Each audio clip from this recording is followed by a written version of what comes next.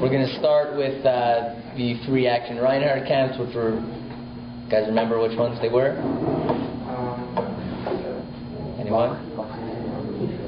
Dachau? No. No. Anybody? Birkenau is part of Auschwitz.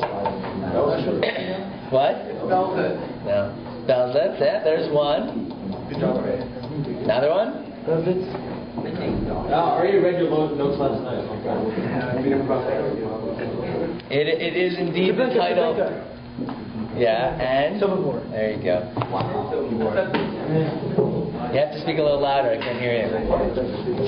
So, these were the three camps that were used to kill 90% of the Jews that were living in Poland. And I assume that when most of us think of the Holocaust, we really don't associate with most of it being over by 1943. But in reality, these camps only operated for about a year and a half, from 1942 till 1943, and in that amount of time they killed in the neighborhood of 2 million people.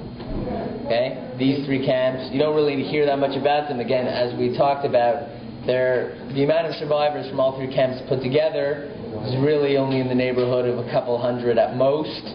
From Belzec, only one survivor was left over after the war, Rudolf Rader. And basically, most of what we know about these camps are from the testimonies of SS men that worked there, their trials, which was, most of them happened in the 60s. There are some survivor accounts from Treblinka and Sobibor, but again, a lot of what is used, a lot of what is in this book is from the men who actually worked there. So again, a quick recap of how this started. Talked about the euthanasia program. So gas was used to murder people in the euthanasia program. Over 70,000 people from September 1939 until summer 1941. Until, again, the protests of the German people caused Hitler to take this program underground. They continued to kill people, but at a much slower rate. So, in these Action Reinhardt camps, what was used was actually carbon monoxide as opposed to Zyklon B, which is what I assume what most people associate with the Holocaust. Zyklon B was used for the first time September 3rd, 1941. It was on Russian war prisoners. At the same time, in Russia, the Einsatzgruppen, which we've talked about, were not only using shooting, but they were experimenting with gas vans. And that was carbon monoxide piped in from the car exhausts. So this was actually after they had been experimenting with explosives, actually. And they figured that explosives were, well, if you think about it, they made kind of a mess, and they didn't actually succeed in killing everybody at once. So they hit on these gas vans. The vans resembled a refrigerator truck. I'm not really completely sure what a refrigerator truck is. I guess it looks like the Sears truck parked out there. You don't all have to look. I assume you've seen something that looks like a U-Haul, but the back would be hermetically sealed. Okay? In terms of the size, it was 1.7 meters high, which if you think about it which is right around 6 feet. It's not really taller than 6 feet. 2.5 meters wide, and there were a couple different ones, but around 5 meters in length. And the amount of people you could fit in at one time varied between 100 and 150. Yeah. Did you say it was a bus? They did use things that resembled a school bus. I think there's a picture in here. I haven't been able to find it. But yeah, it essentially looks like a much longer version of like a U-Haul. It's longer, and again, so they would pipe in. Yeah, they drive around, but they would do what in Chelmno, when they used primarily gas vans, they would pick up people in Chelmno and drive them to where they were burying them, which was a couple miles away. It would take around 30 to 40 minutes. Yeah. Why did you think they built the building originally? Why didn't they build a building originally? Martyrs. I don't. Well, you have to remember the Einsatzgruppen were moving. So the way they came up with it, I assume, was that as they were going through, they had these vans and they decided to try them. Yeah. In Chelm, probably just because they adopted what they had, right? They didn't start experimenting in terms of how to make that easier. But they did eventually move on. The whole point was to make, essentially it is to make a static area for where to carry out the gassings. So Operation Reinhard was established under Otto Blavatsnik in Lublin with the goal, the stated goal, of combing Europe from east to west of Jews. And Jews were to be brought piecemeal to transit ghettos and then transported further to the east. Obviously, further to the east is a euphemism. But the reason why... What? It's a cover-up. Euphemism, it doesn't really mean they were transporting them further.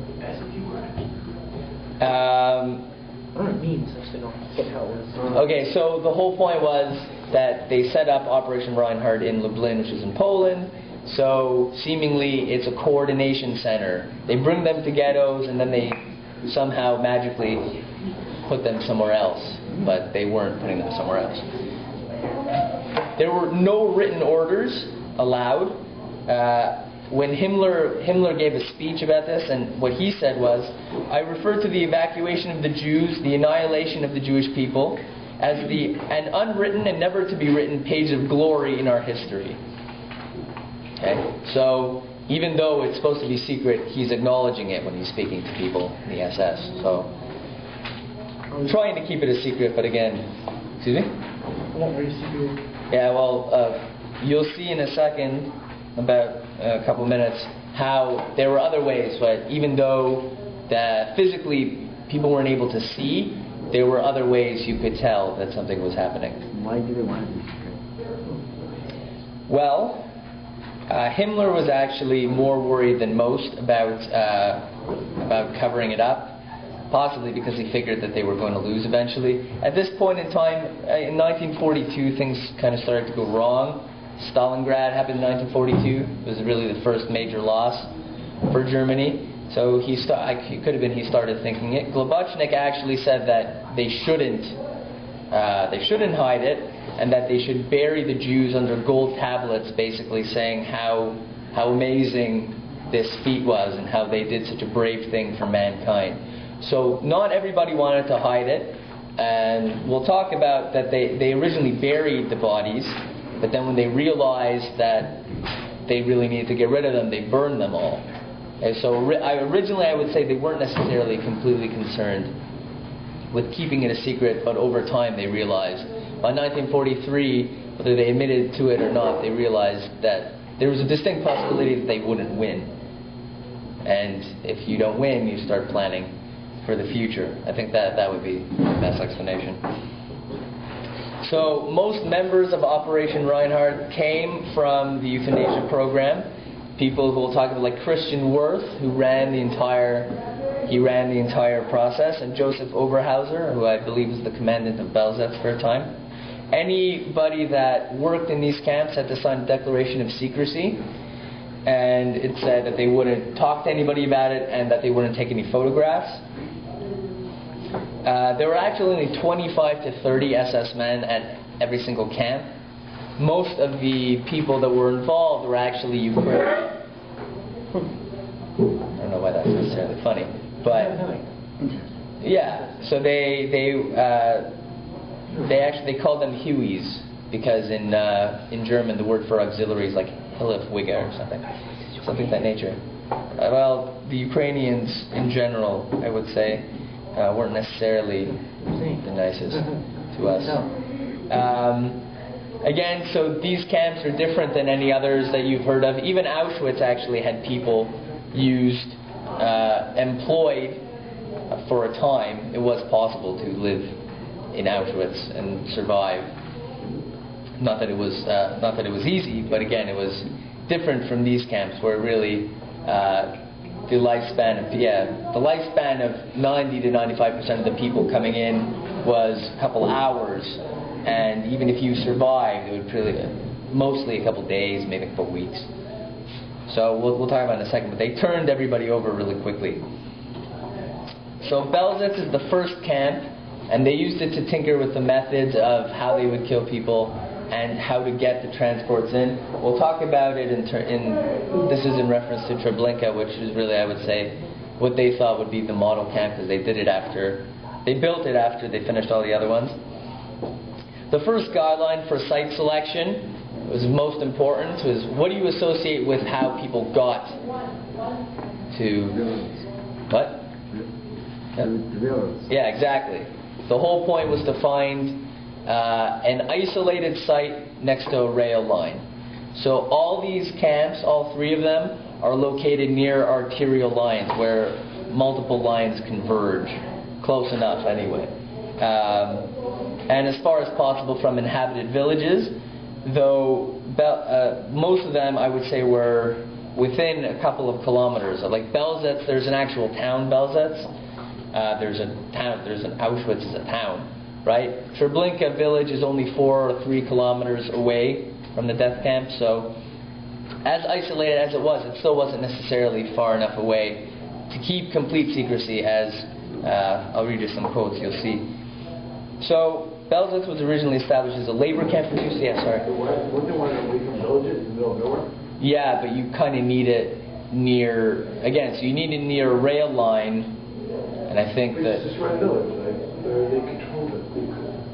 It's a little bit population. Well, it's a decent question, because they weren't necessarily nice to Poles either. Try to keep secrecy. There's no secret ranking. Yeah, I mean, it's true though, because that's true also, because when Heydrich got killed and they basically, Lidice, they killed all the men and they burnt it to the ground. I mean, everybody knows about that. It's rather famous, it's actually, I would say, probably one of the more famous war crimes that Germans committed against non-Jews in World War II. So perhaps if you go into a town, you kill out all the Poles. That's not very helpful. Belzec and Treblinka are in forests, right? So I think I'm going to get to the quote in a second, but you'll see that the way that it was the point of why it was so obvious is not necessarily what you would think of when you're building something like this. Yeah. Also, I don't think nothing like this has ever been built before. So instead of planning for secrecy, if you're 3 kilometers away in a forest, you think maybe, that's okay. I'm just thinking about it. Because there is no real guideline to build one of these places, right? So I would say that would be what I would say. So it was the exact site of Belzec was a half kilometer away from the Belzec railway station down a railway spur. So that's really what they wanted. They wanted it down a railway spur because that way it's an isolated area, but close enough to a train station that you would have enough. It's close enough to rail traffic from a wide variety of places. And it was surrounded by anti-tank ditches that were built originally to defend against the Russians, but they were turned into places to dispose bodies. So the bodies were buried in there. So here's just a quote about what the stated purpose of Belzec was by Christian Wirth. This is testimony of Eric Fuchs. And what he said was, Wirth told us that in Belzec all Jews will be struck down. For this purpose, barracks were built as gas chambers. I installed shower heads in the gas chambers. The nozzles were not attached to any water pipes. They were to serve as camouflage for the gas chamber. So when you hear about the showers, that's where we know it from. Because the people that survived didn't live in the areas of extermination. We'll talk about it. That most of the Jewish prisoners that were kept in the extermination area, I don't think there are any survivors from any camps, because they made sure to get rid of them. So again, Wirth came from the euthanasia program, so he brought the methods of the euthanasia program, which was carbon monoxide, and they could have used bottles. They could have just ordered bottles of carbon monoxide, as opposed to using car engines to pipe into the gas chambers, but he didn't want to order too many because he feared that would be suspicious. So again, they ended up using car engines. They ended up using the engine of an armored car. So it's like similar to a tank, but a little less. So a lot of the experimentation had to do with what happened from the time that Jews came to the time that Jews were in the gas chamber. Okay? So this was part of the experimentation. What do you think is important if you would want this to go easily? What would you want to do? Well, something like that. You want them to go straight in, but you want them to go straight in without what? Similar, but what you don't want them to. Yes, exactly. That's one thing. Another thing is, do you want them to know that they're about to be killed? Right.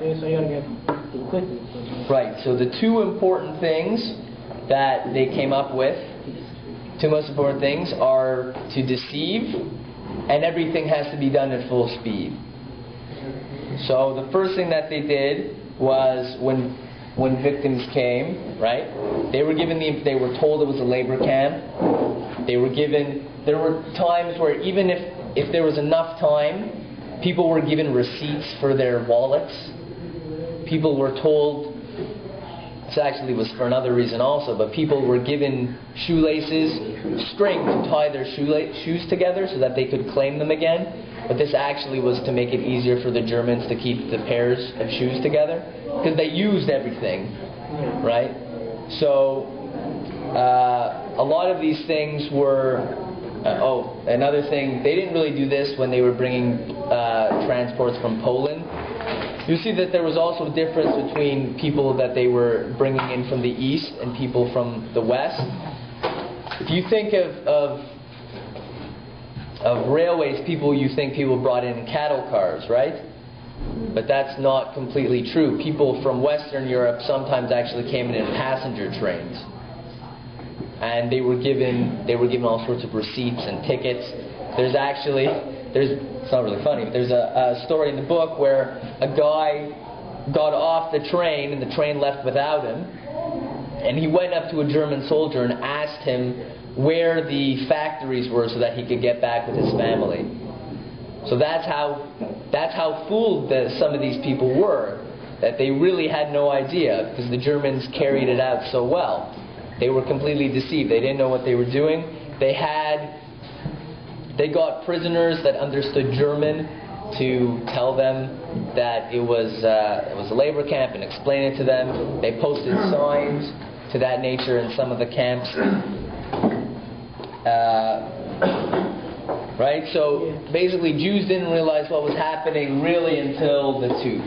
They didn't realize what was going on. We'll talk about it in a second. And the second one, which you mentioned, was that everything should be done at speed. So the reason why is they didn't want to give the Jews any time to think. They thought that the faster it was, if you make them go fast, they have no idea what's going on. You've already got them in before they realize what's happening.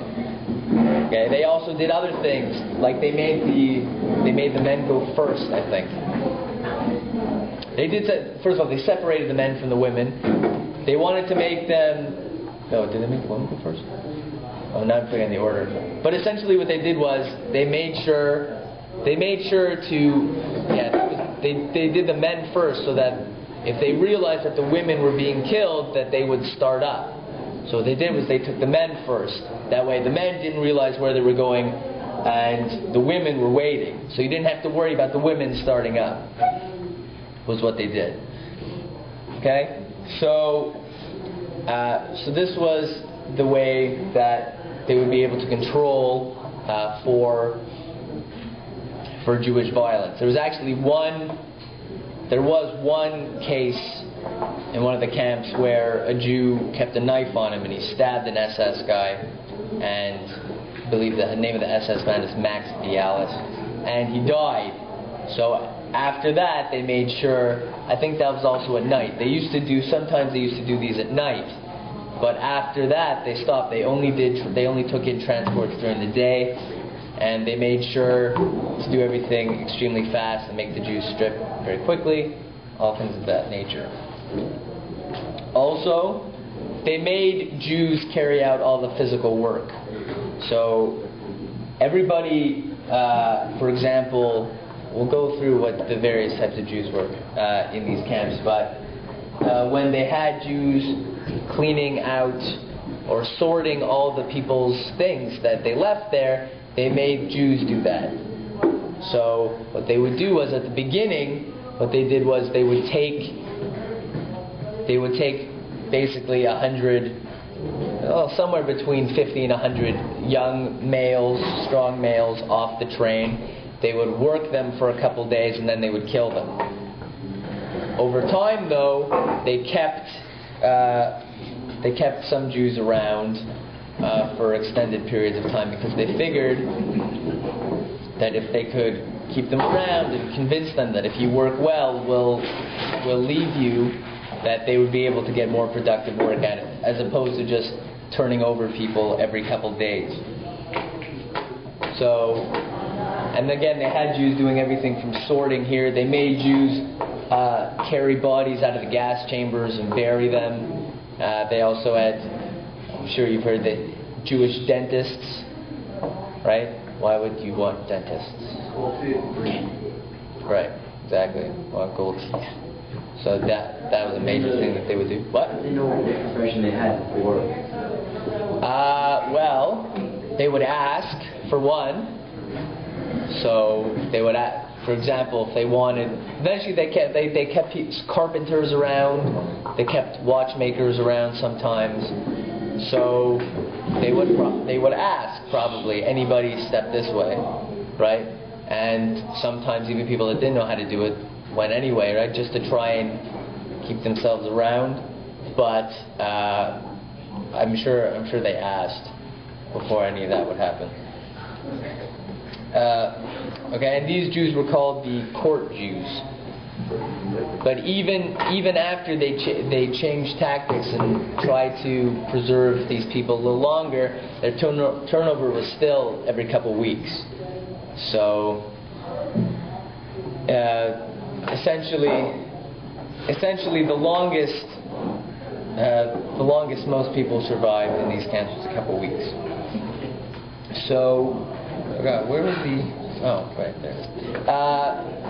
Actually, Belzec wasn't very big. It was only 275 meters square, which I guess like 700 feet.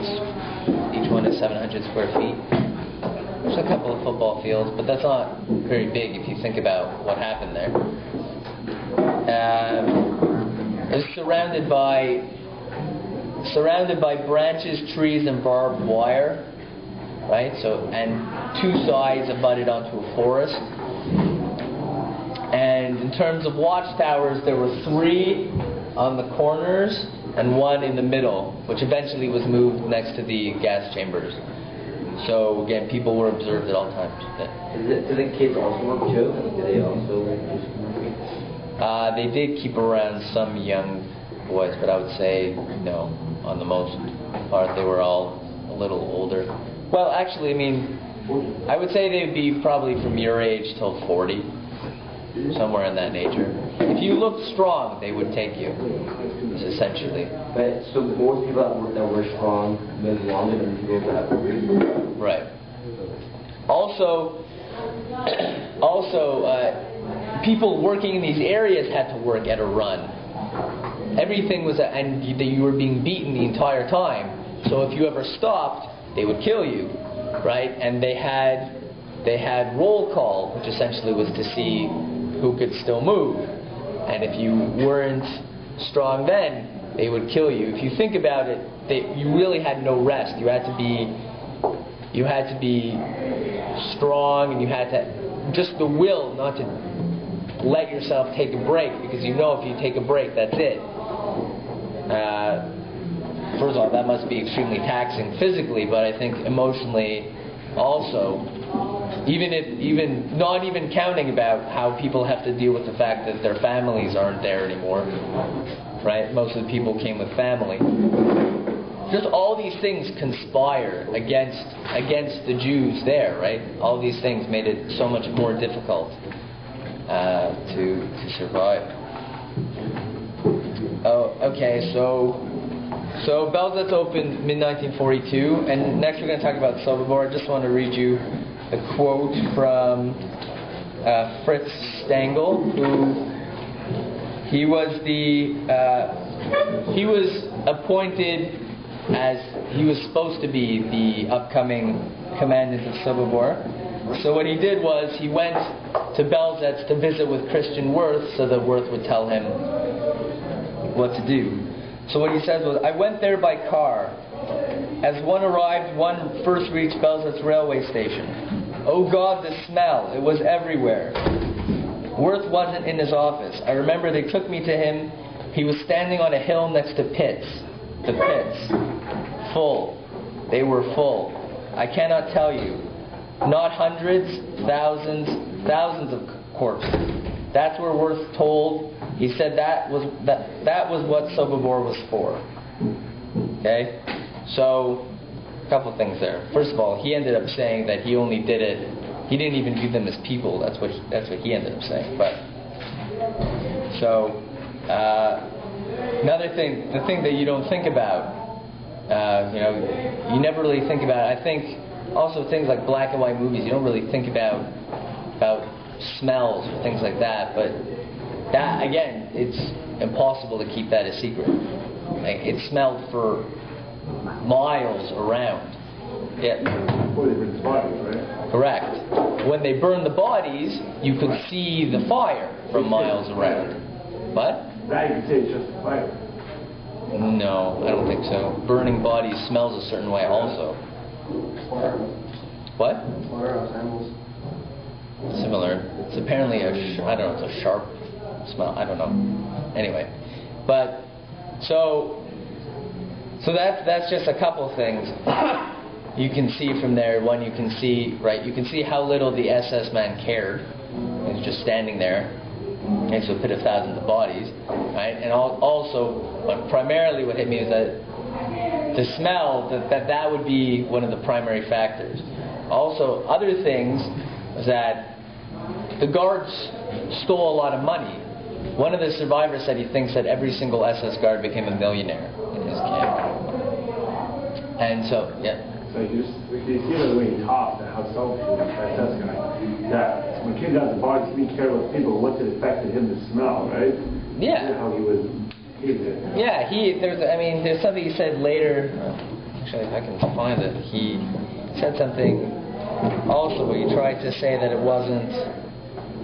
Where is it? Hold on 1 second. Should be in here somewhere. Here.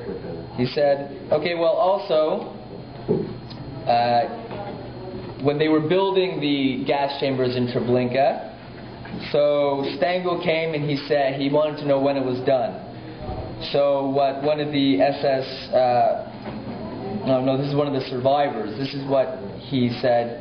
What Stangl said when he heard they were finished. When the new gas chambers were completed, the Hauptsturmführer, which is Stangl, came and remarked to the SS men who were with him, "Endlich ist der Judenstadt fertig," which means finally the Jewish city is ready. Okay, that's what he thought Treblinka was.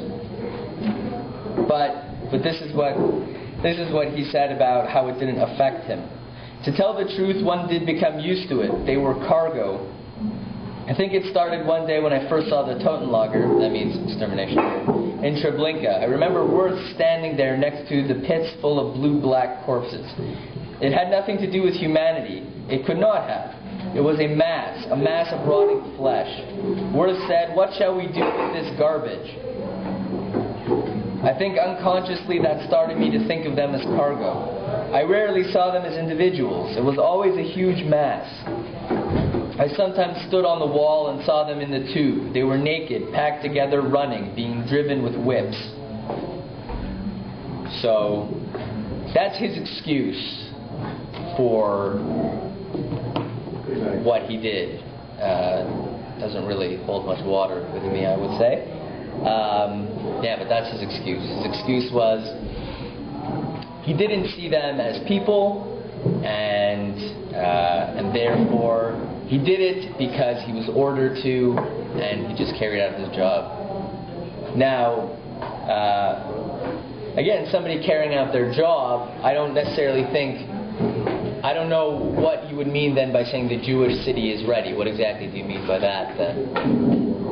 Right? So I have a very hard time believing that at all. But obviously that's, I don't know, there's no real segue from that, actually. So let's talk about Sobibor. So Sobibor is a small village on the Chelm-Vlodava Railway. The first gas chamber, I don't know what you guys think of when you think of the gas chambers, if you ever thought about how they were built. There's actually one that still survives in Majdanek if you ever end up going to Poland. I went my first year of Israel. I went on Heritage. It's like a yeshiva March of Living. I'm just telling you. And there is actually that.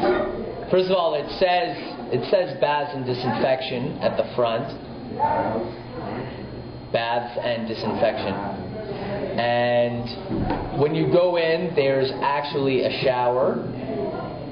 And actually sometimes they made them take showers, but it was apparently always either extremely hot or extremely cold. Meaning that, right, they were torturing them before, they were killing them anyway, but they had to make it worse. Okay, they did that. Then after that is where the gas chamber actually is. And when we went in there, first of all, it was stained. The walls had blue streaks on them, and that's from the prussic acid. That's from Zyklon B. It stains blue. But also, what was was really hard to look at actually was the walls had fingers scraping in them. And I remember that was really, I think, probably one of the most difficult things to see there. But that was how it looked in Majdanek. But here it was a brick building that had a wide veranda, and it had 3 doors on it, right? And each door was a gas chamber, and the gas chambers were 4 meters by 4 meters. I don't think I mentioned it, but yeah, okay, so I mentioned it a little later. But yeah, and that could hold around 200 people each, right? And so they would change it eventually. In Treblinka, they would have, one door opened on to a corridor, and then off the corridors were gas chambers. But here is actually entry into the gas chambers was from outside. And there were doors in the front to make people go in. There were doors in the back to take out the corpses after they were done. And again, pipes ran from the chambers to a shed containing an engine. And so that brings us to, we're going to talk about the camp in terms of Treblinka. So Treblinka was, how did they get the corpses out? They eventually, that's a good question, so they had people doing it for a while. But in some of the places, they built it's called a small gauge railway. It's like a trolley, and they would have I guess you could say like a railway car. It's not really a railway car. I don't know. They would have a receptacle, and basically they could push it on the railway tracks from the burial pit from the gas chamber to the burial pit, just to make it easier. Not to make it easier on the people, really to make it easier that they could go faster, because you can move bodies out a lot quicker that way.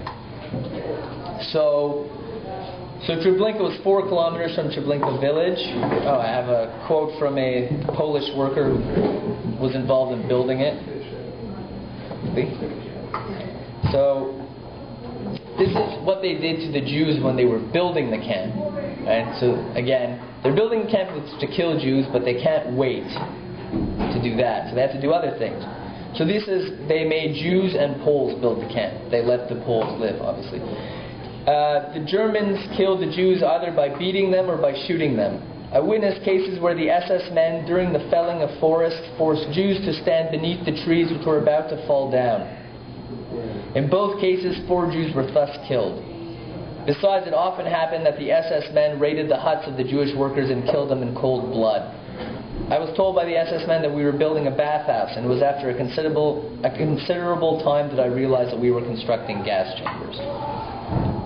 So, what I really want to point out from that is that, so all these guys say they were just following orders, yet, making Jews stand beneath trees and going on random raids of where you were keeping the Jews does not really seem to me like people that are being forced to do things.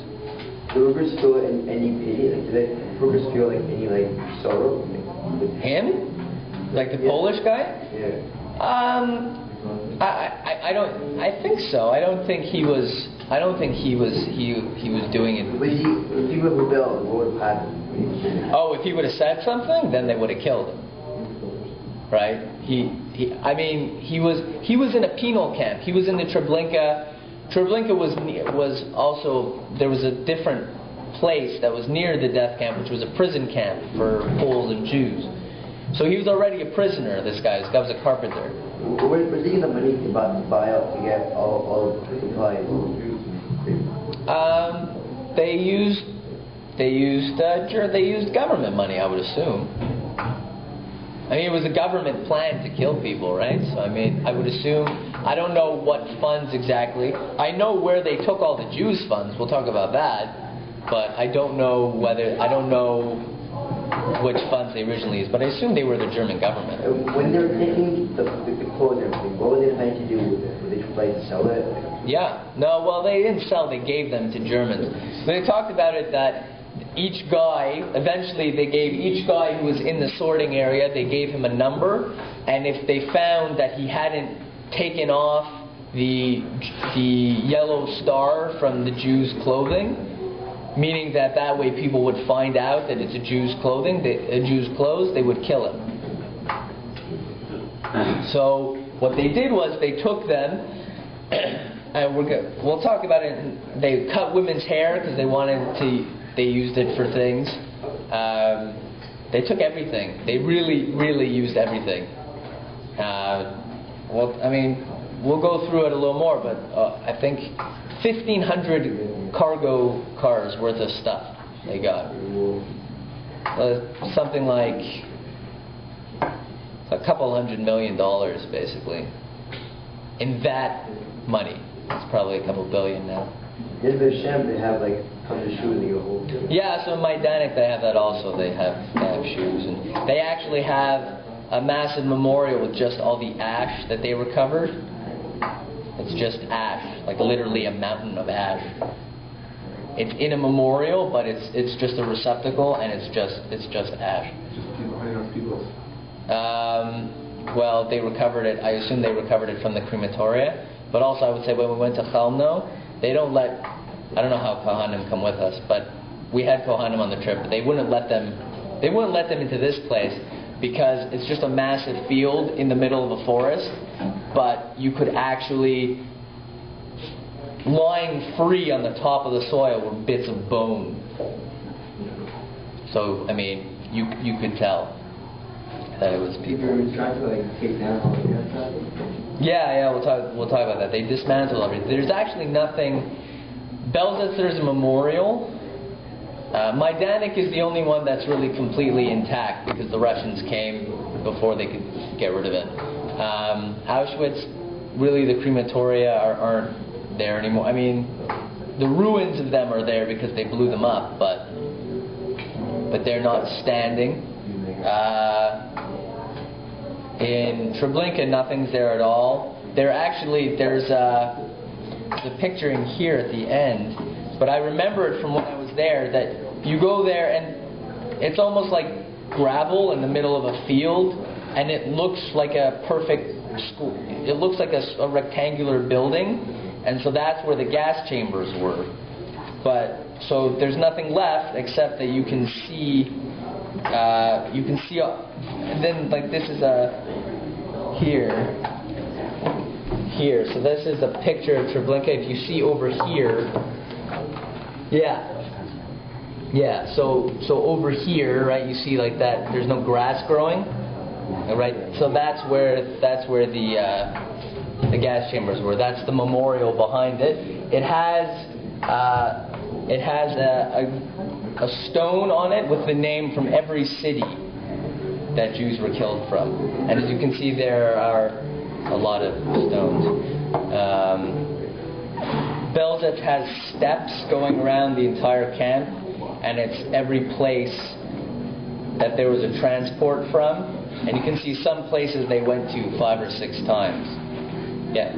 How did they cover all the huge pits? Because they said that the tons of people who died in the same pit. How did they cover it up? You mean how they covered up after? Yeah. Or, well, they burned everybody, and then they just filled it in with sand. Another reason why they burned everybody. Deep down in the pit, like hundreds of people died. Yeah. So the pits were. Oh, man, I didn't even get it. This is from Treblinka, but the numbers are similar. If you think about how big this is, it's shocking. It's 50 meters wide, 25 meters, so 50 meters in length, 20 meters wide, and 10 meters deep. So that's over 30 feet deep. It's about 100 feet wide, and about 200 feet in length. Wasn't there sort of that person was down there, in left? No, that's in places where they were shooting people. Like that's how people survived Babi Yar. There was a woman that survived Babi Yar because she got shot, she jumped back, and she was able to get out. But no, not here, because if they buried you, you were dead already. And when they burned the bodies, those people have been dead for a very long time. So basically, by taking it down, Germans admitted they were doing something wrong. Like I thought Hitler just lied. They weren't. Well, when they burned them, they weren't necessarily admitting they were doing something wrong. They just didn't want anybody to find out about it. So it's not necessarily an admission of guilt. It just means they realized that at some point that it wouldn't be good for the world to realize that they did it. They didn't want to get caught. Doing something wrong. Correct. No, they just didn't want to get caught because they knew the world wouldn't. Listen, there's a difference between, let's say, that's a bad example. Let's say a kid in school does something that he doesn't think is wrong, but the administration thinks is wrong. He's going to hide it, not because he thinks it's wrong, but because he knows he'll get punished for it. It's the best example I could come up with on short notice. Yeah, thank you. What's that place you went to? The only existing one? Majdanek. Why is it not bigger, or is it actually not? Is it not bigger? What do you mean? I'm saying why do everyone talk about Auschwitz and everything? Why don't they say Majdanek is bigger? Auschwitz? Well, it's famous. First of all, it was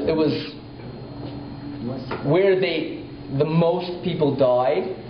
It was where the last people died. It was where the most survivors came out from. I think all those reasons are the biggest. The most books have been written about it because most of the survivors are from there.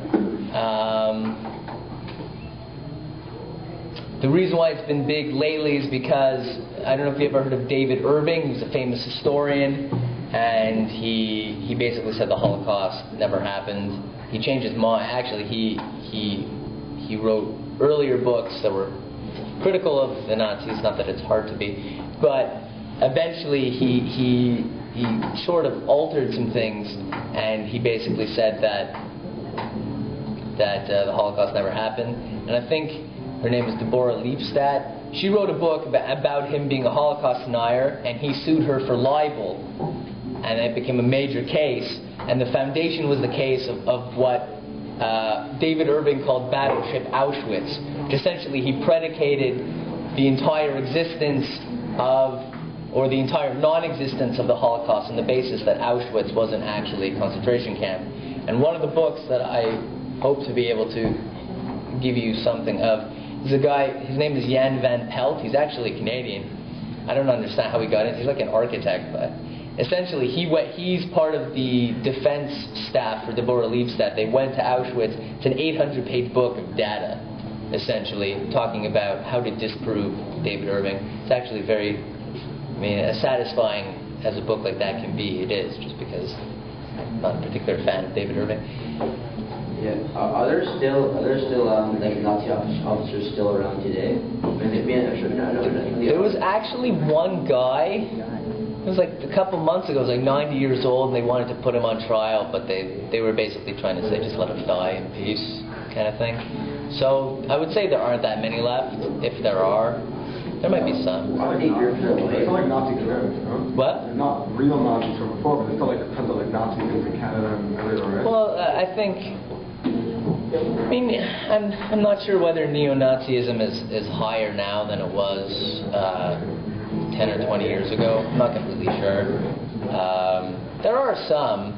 Listen, it's a crime in Germany. No, they come down hard on it. I mean, listen, half the people there, I mean, it's their grandparents already, right? So, I mean, they feel... But don't they feel bad? Don't they feel like yeah, some of them do, I'm sure, but I'm sure some of them, feel that it wasn't necessarily, it's not them, right? So it's not their problem per se, and they are right to a large extent. I mean, it's hard to blame, a guy your age now, if he says he's German, it's not like he had anything to do with it. I know, but how can they know if the guy's Nazi? You can't. You mean if the guy's older? Yeah, you can't just say. Because they know. I mean, I'm sure they have. I don't know whether they know everybody who was ever in the SS, but they must have. They must have information from SS files as to who. How many were there around? SS was huge. SS was a couple 100,000 people at least. How many in the death camps were smaller, but I mean. Now, we talked about the police battalion. If you think about it, the numbers add up that probably in the hundreds of thousands of people were involved in this. How did they know that was Treblinka? How did they know that it was Treblinka? I assume because Polish people in the area were still alive after the war. They had enough general information. There are survivors. I don't know how they found it, actually. To be perfectly honest, I don't know how they found it exactly. But I mean, I'm inclined to believe that that's where it is. So. They've never done any archaeological stuff. I'm sure they have. I'm sure they found the same stuff right in Chalm, though, right? The reason I assume they have information, they have accounts, they put it all together. There was a village, right? Treblinka's a village 4 kilometers away. Like they knew what was going on there. There are quotes in that book about people that knew what was going on there, right? And they talk about the death camp for Jews. So I mean, and enough. That's what I'm saying. Enough people knew that they could find where it was, right? So we didn't actually get to talk about how it was structured, I guess.